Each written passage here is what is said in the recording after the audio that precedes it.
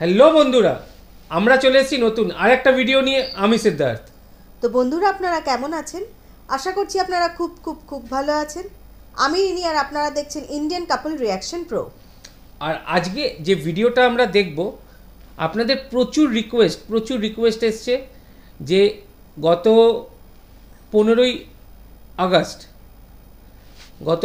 August দিলাওয়ার Hussain Sayeedi সাহেব মৃত্যুবরণ করেছেন। উনি মারা গেছেন। ঈশ্বর ওনার আত্মা শান্তি কামনা করি ঈশ্বরের কাছে, এবং ওনার একটা ভিডিও আনার জন্যে। তো সত্যি কথা বলছি, ওনার বক্তব্য সেরকম কিছু ওনার ব্যাপারে জানা ছিল না। তো উনি মারা যাওয়ার পর প্রচুর ভিডিও দেখলাম, রিসার্চ করলাম উনি কে। তো এটা জানতে পারলাম যে উনি একজন বিশাল বড় ব্যক্তিত্ব ছিলেন বাংলাদেশের জন্য, এবং বাংলাদেশের ধার্মিক খালি না, পলিটিক্যাল যে সিনারিও ছিল তার মধ্যেও একজন বিখ্যাত লোক ছিলেন। তো অনেক কিছুই জানলাম ওনার সম্বন্ধে। তো কোন ভিডিওটা ওনার দেবো সেটাই ভাবছিলাম। তো যেটা জানতে পারলাম যে উনি যখন মৃত্যুবরণ করলেন তিনি তখন কারাদণ্ডে দণ্ডিত ছিলেন, এবং আমৃত্যু কারাদণ্ডে উনি দণ্ডিত ছিলেন, এবং জেলেতেই ওনার মৃত্যু হয়। তো যে ঘটনা বা যে বক্তব্যের জন্যে ওনার এই পরিণতিটা হলো, তো সেই বক্তব্য থেকে ভালো কি হতে পারে। তো আমরা সেই বক্তব্যটাই শুনবো, যে বক্তব্যটা দিলাওয়ার হুসেন সাইদি সাহেবের জন্য কাল হয়ে দাঁড়িয়েছিল।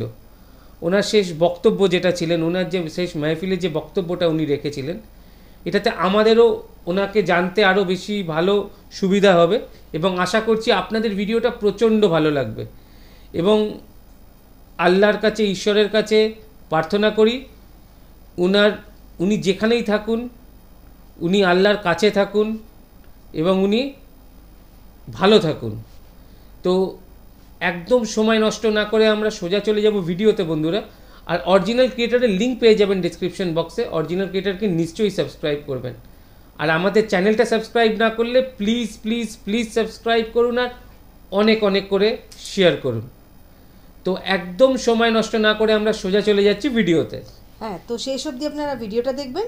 So let's start. ওকে।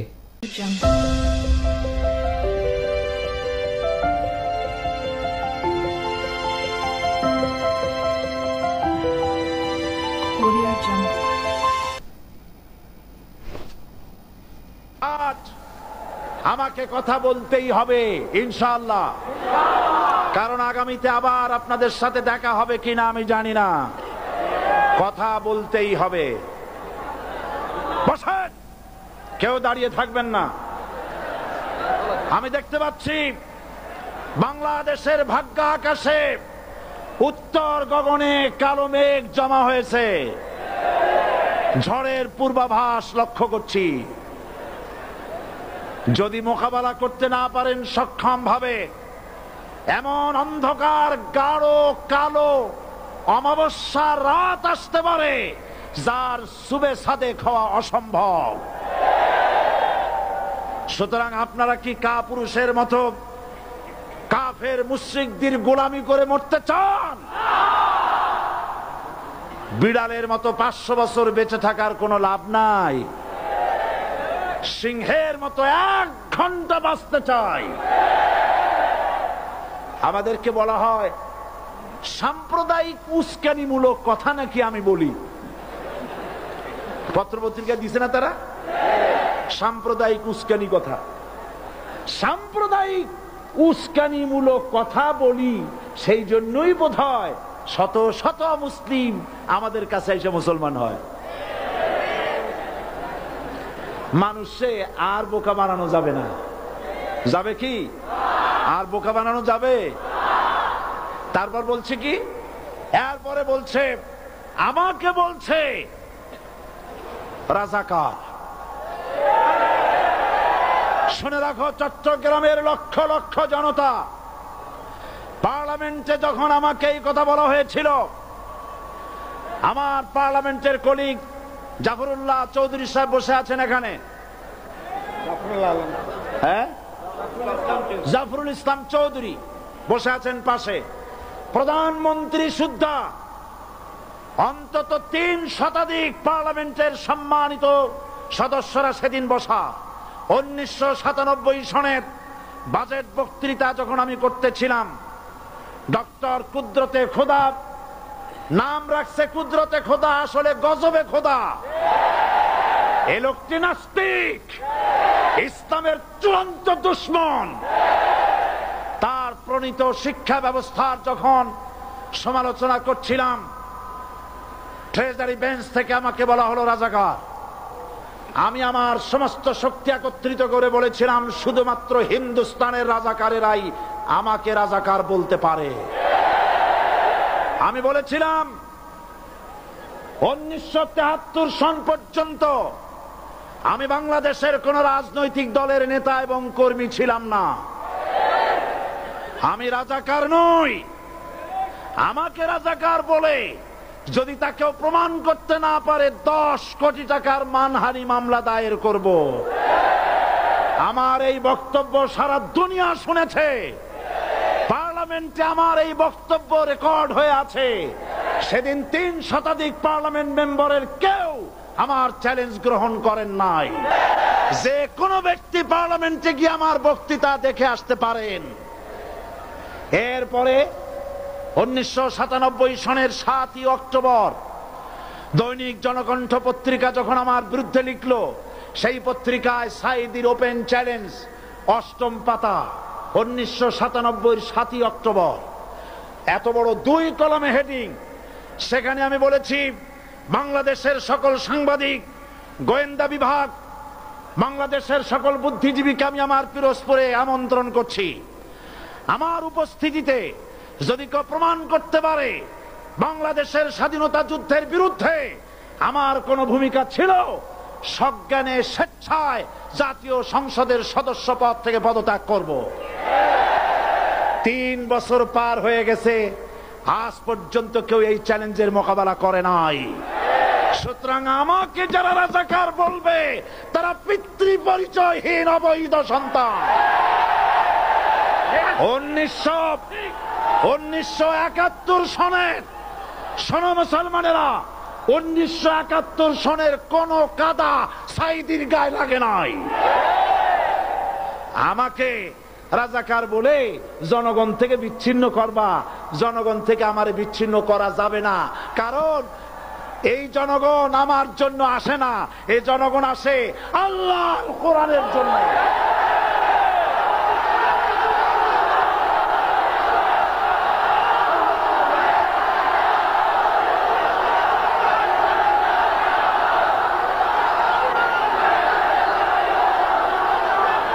আজকে আর যারা ইসলামের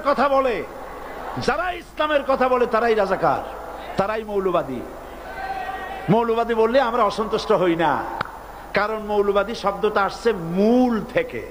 মৌল শব্দ এসেছে মূল থেকে।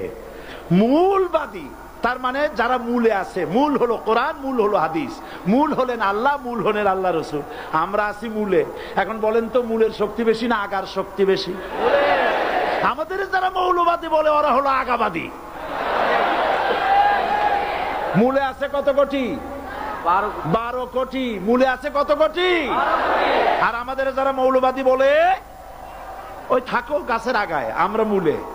লাভালাভি বেশি করবা না, 12 কোটিতে গাছের গোড়া আসতে নানা দেবে, মামু বাড়ি দিল্লি গিয়ে পড়বা, বাংলার জমিনে জায়গা হবে না। এ কথা বিশ্বাস করো। বাংলাদেশের মুসলমানদের শরীরে 1 বিন্দু রক্ত থাকতে শয়তানের তৈরি করা ধর্ম নিরপেক্ষ মতবাদ বাংলার জমিনে কায়েম হতে দেওয়া হবে না, হবে না।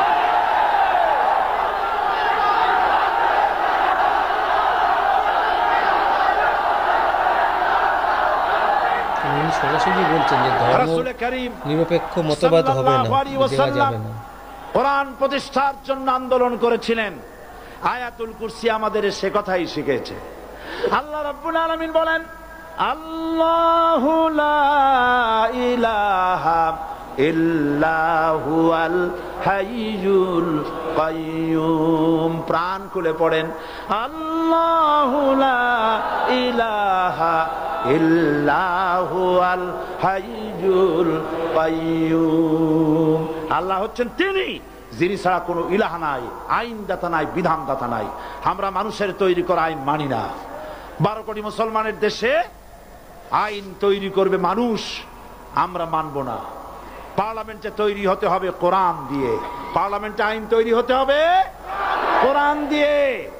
সুতরাং ভয় যতই পান আর যতই ষড়যন্ত্র করেন, 4 দল যখন একত্রিত হয়েছে, ঐক্যবদ্ধ থাকবে, সরকার ঐক্যবদ্ধভাবে গঠন হবে, নির্বাচন ঐক্যবদ্ধভাবে হবে এবং কোরআন হবে, আল কোরআনের পার্লামেন্ট হবে বাংলাদেশে।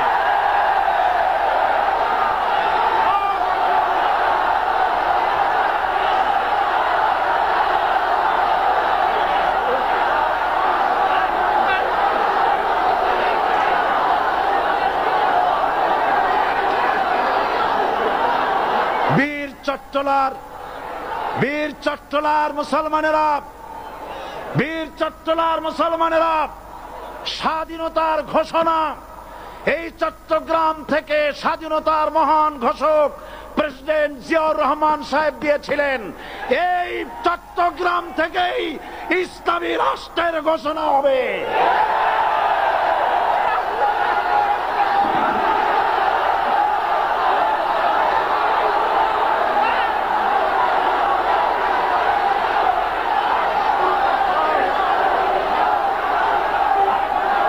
আশাবাদী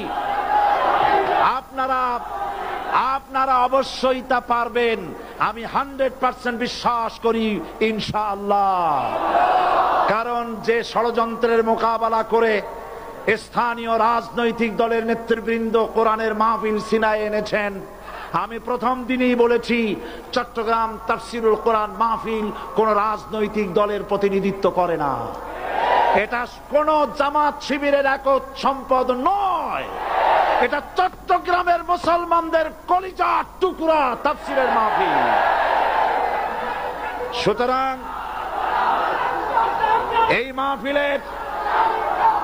মাহফিল চট্টগ্রামে থাকবে ইনশাআল্লাহ কিয়ামত পর্যন্ত।